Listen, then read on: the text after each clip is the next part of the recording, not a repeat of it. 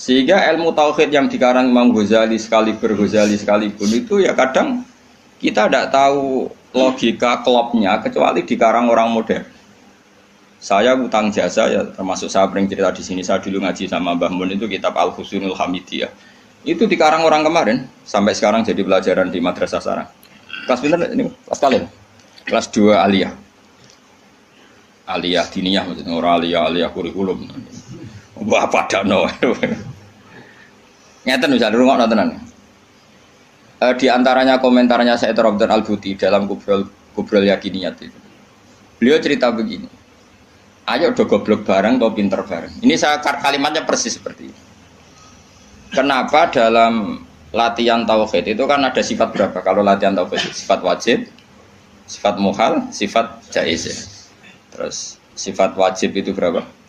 20, terus muhal 20, wajib jaiz ya. 1. Kowe rasa kuwatir ngapalone angel wong iku karek malih wae bar wajib ya. Dadi ra perlu kapal kabeh. Pokoke 7 iku ya sing 7 kan bolak-balik. Ya 7 kan diulang-ulang. Wujud terus enggak ya wujud sitok ya kidam bakok mukhalafatul hawadisi qiyamuhu bi nafsihi. Kayak itu bocah Mustafa kakean gak ngitungnya piye wujud sifat nafsiyah terus idam bakok mukhalafatul hawadisi ya muhu bi nafsihi wahdaniyat sifat salbiyah ya. Terus mulai sifat tenan itu kan kudroh iroda sama besor kalam. Terus mulai natijah sifat apa maknawiyah berarti ya kan terus kudroh pokoknya karek bentuk masdar apa karek bentuk apa masdar kalian isim fa'il. Ndak irung ana tenan. Kok nek tau hitung papat kok orang dus warga kok dibiji malaikat iki. Saman saiki tak bedheki. Jare Said Robdan Al-Buti, sebetulnya manusia itu tidak pernah tahu Allah. Nganti cerdas kaya apa wong ora tau roh pengiran. Tapi baru kaya wali aneh iku luwih mukhal. Iki kalau balen malih. Wali aneh iku luwih mukhal. Akhirnya kita iku ngerti pengiran.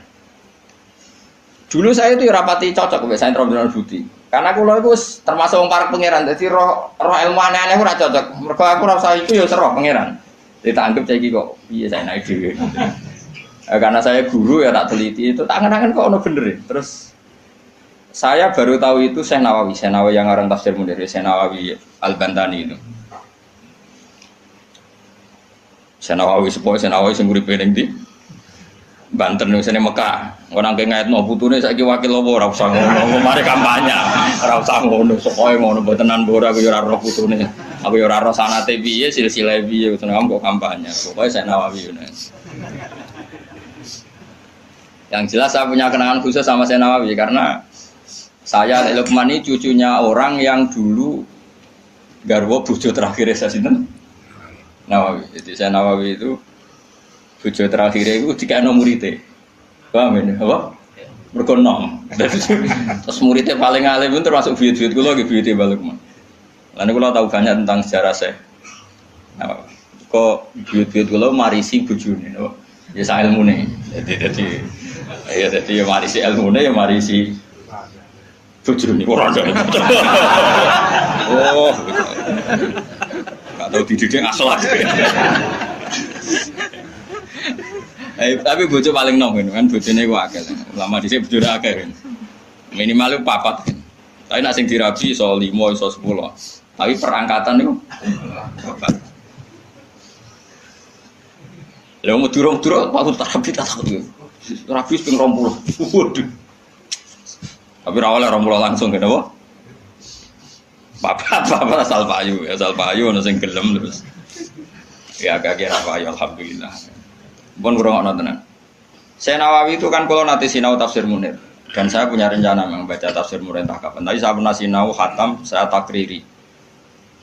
Itu beliau ngendikan gini, fa inna ma'rifata sifatillah iku la tu'rafu illa bisulub.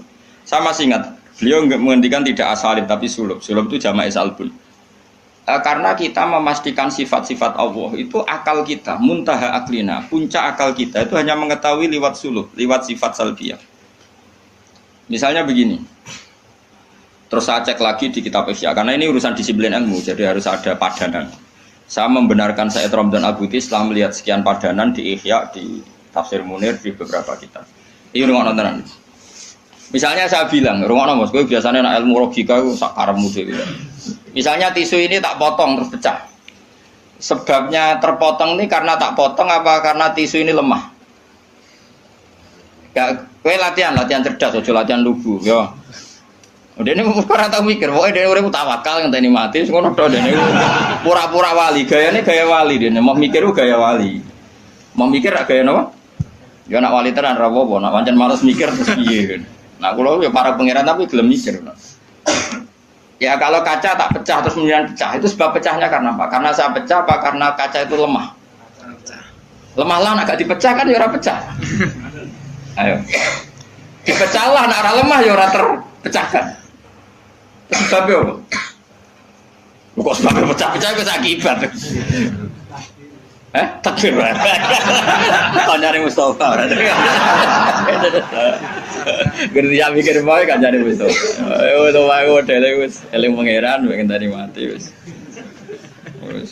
Ya apik ngono kanggo calon wali apik. Syaratnya wali ora mikir. Lan jare Mbah Mun, kowe jogeman hak pengen dadi wali. Wali kok jalur bodoh iso, pokoke agak mikir lugu iku iso wali. Tapi nek ulama kudu pinter. Tadi wali ku iso lewat jalur bodoh. Tapi ya dadi wali amatir, wali-wali sing iso dibredel maksudnya sing iso dianulir, gampang anulir. Ketuane ra setuju iso di PHK sing wali-wali. Nek wali kok jalur ilmu iso dadi kutub. Nah, pertanyaannya adalah yang penting itu jare Said Ramdan Al-Buti, yang penting kowe iku muni ana sebabe. Ngono ya, yang penting kowe iku muni ana. Nah, karena sebab itu artinya sesuatu yang wujud. Dikatakan sebab itu artinya sesuatu yang wujud. Makanya kita menamai Allah itu aslul maujudat atau musabbibul asbab atau wajibil wujud. Mergo nek kowe darani alam raya iki, misalnya alam raya ini diciptakan oleh siapa? Oh, enggak ada yang menciptakan, tahu-tahu ada. Lama-lama kan kita berpendapat sebelum ada alam ini ada ketiadaan. Kemudian ketiadaan ini menjadi sebab keadaan. Kan lucu, sesuatu yang tiada menyebabkan sesuatu yang ada. Akal kita lebih menolak. Meskipun ketika akal gini, alam raya diciptakan oleh zat yang sebelum alam, yaitu Allah. Tapi soal sedurunge Allah ono zat meneh. Ya ora iso Allah sing iku wae. Tapi ono pertanyaannya, jangan-jangan sebelum Allah ada zat lagi. Ya sik ora sida Allah sing sedurunge itu. Nah, sebetulnya kita ya ora paham. Terus akhirnya piye ya ora paham. Cuma penasaran gini bisa dihentikan. Luweh muhal nak ono kesimpulan sesuatu yang tidak ada menyebabkan sesuatu yang ada. Iku jenenge Allah lebih dikenali bisuluk apa? Bisuluk dengan sifat salbiyah. Luwih gampang kowe darani alam disebabno oleh sesuatu yang wujud. Yang karena ini nanti kita istilahkan untuk Allah disebut wajibil wujud daripada kowe darani alam disebabkan oleh ketiadaan. Iku jenenge bisuluk. Makanya kita menemukan Allah nak cara ilmu tauhid disebut harame utawa mukhalid daur mek tasal. So kita harus mikir daur tasal malah bulat meneh. Paham ya? Jadi det itu penting. Mulane kula niku nganti sakniki niku pikiran kula nggih kaget dit. Misale kula sakniki urip, rungokno ben aku saiki urip, iso bernafas, iso ngamuruhin, iso ngenyek, iso macam-macam. Mau ngenyek rogen barokah ngurangi dosane nambah derajate. Jajane ngurangi ganjaranku kena ngenyek kuwi. Tapi kan stokku ganjaranku akeh ra apa-apa lah. Jane ngritik wong dosa. Ngurangi ganjaran. Tapi kan cek cukup lah. Nah itu ngono sik cukup. Karena misalnya ganjarane mulang itu kan 100 ya. Ganjarane ngenyek loro. Apa dosane ngenyek loro cek 90. Cek susuk. Jadi aku mau ana totalane lah. Ngono. Karena aku mulang rugen ganjaran di 100, ngenyak Mustafa paling siji lah, gak nganti loro. Berarti cek biro 90.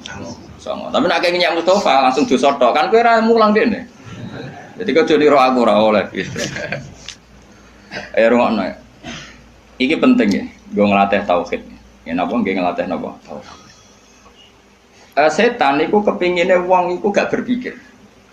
Sehingga terjadilah teori tobiyah. Tobiyah itu alam ini wujud dengan dirinya sendiri.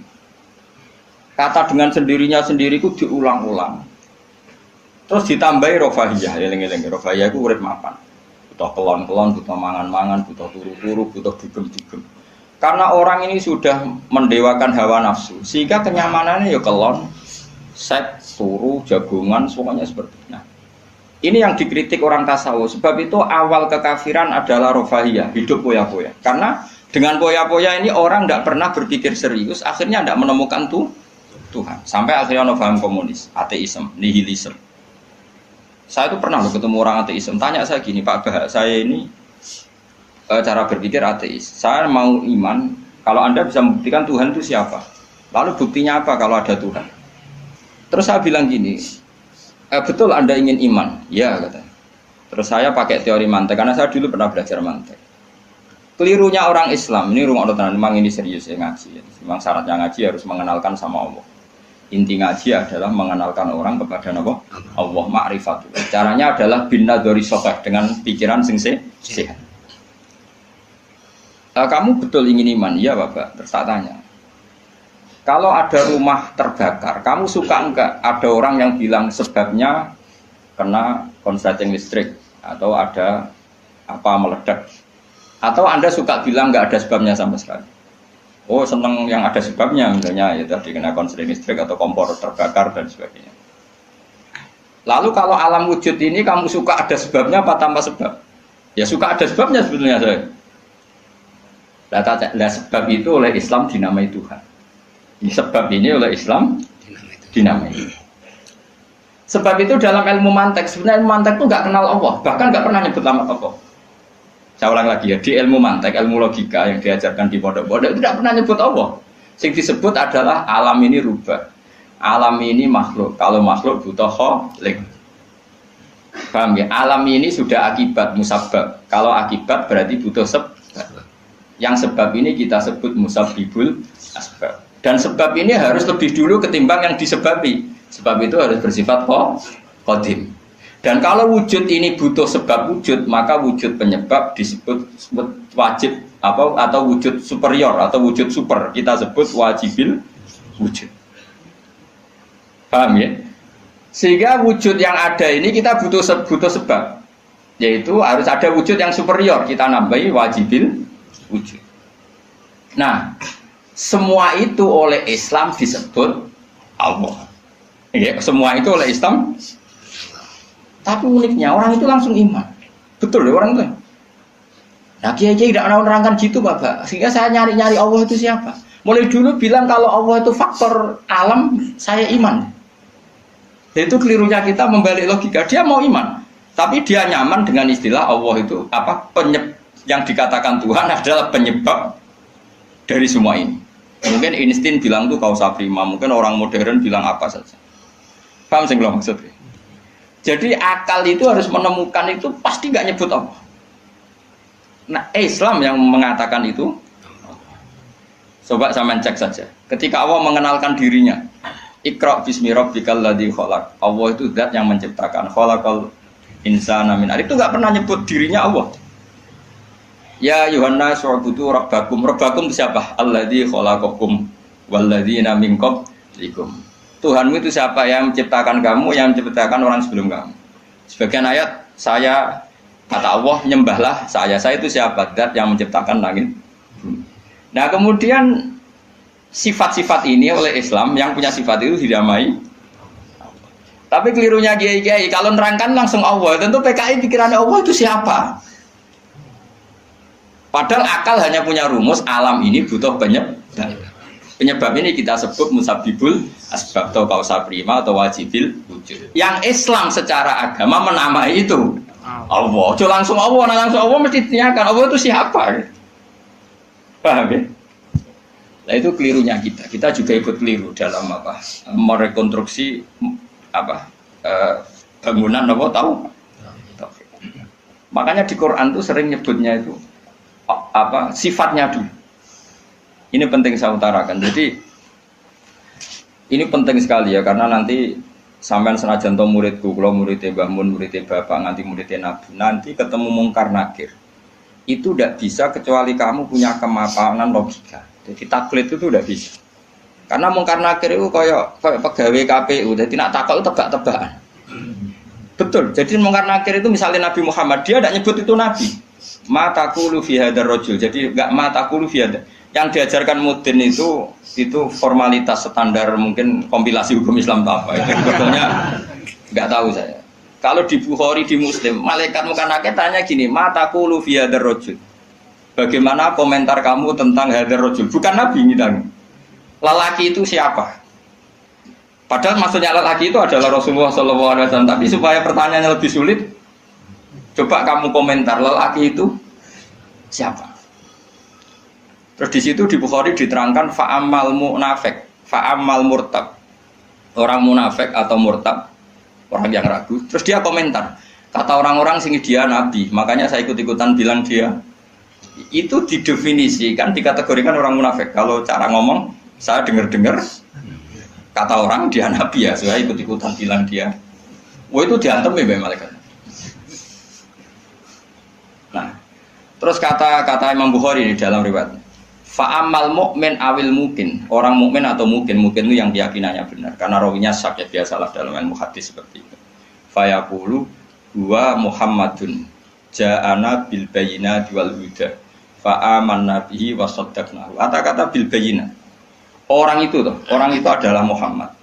Dia nabi yang datang ke kita bil bayyinat dengan bukti yang begitu jelas. Maknanya bayyinat wal huda dan membawa petunjuk. Misalnya begini, ini yang saya alami. Kamu boleh copy paste, boleh ngeblat pikiran saya, tapi saya tidak menjamin mungkar nakir mengasisi, karena syaratnya harus dari pikirannya sendiri. Tapi kita warai kerpean ya, loh. Misalnya begini, ini saya dan saya tanggung jawab sampai ketemu Allah. Aku roh Kanjeng Nabi nak nabi ku mergo ajaran salat. Saya loh. Meskipun saya tentu sudah iman dengan barokahnya Quran, hadis, guru-guru kita sudah iman. Tapi aku roh nabi nak nabi tenan itu gara-gara salat. Yaitu Nabi ngendikan as-sholatu imaduddin, sholat itu cagai aku. Coba kalau dia seorang raja, ngapain menjadikan orang dikon sujud ning pangeran, dikon rukuk, dikon happy mek pangeran. Itu satu, as-sholatu imaduddin. Terus Nabi ku mati-matian. Nah ana sahabat gak sholat jamaah. Iku jare Nabi sekali-kali wong tak kon ngimami santri, aku gak ngimami.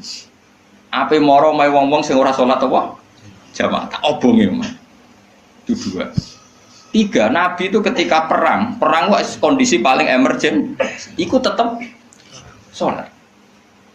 Bahkan Nabi saking senengnya sholat itu nak lungo, kok sholat sunat, iku ainama tawajjah bi rohilatu, kadang madem ngetan, madem ngulon, sementing iso sholat. Terus Nabi nak muji sholat itu sundul langit, saking mujine sundul langit, wa ju'ilat qurratu aini fi sholat, aku ayam nak wis sholat. Sifat ini sifat raja apa sifat orang yang dekat Allah? Itu pasti nubuah, gak mungkin orang akal sehat. Misalnya orang ingin jadi presiden, kepinginnya ya suworo, kepingin jadi rojo, kepinginnya monarki anak turunnya jadi. Ini ndak itu semua. Gak mungkin kalau gak nabi kok orang punya berpikir sholat gitu, paham? Dong teman.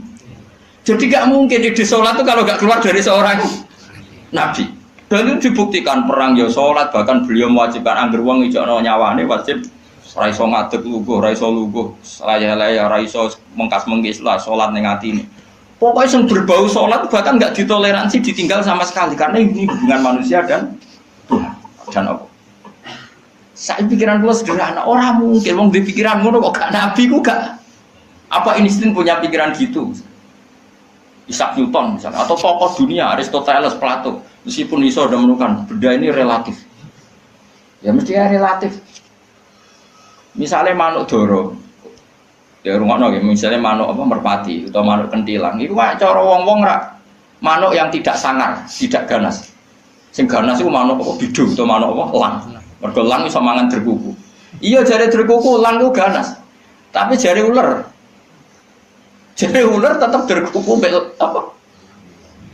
Ora iku sing manuk-manuk lemah itu. Empret yo ganas.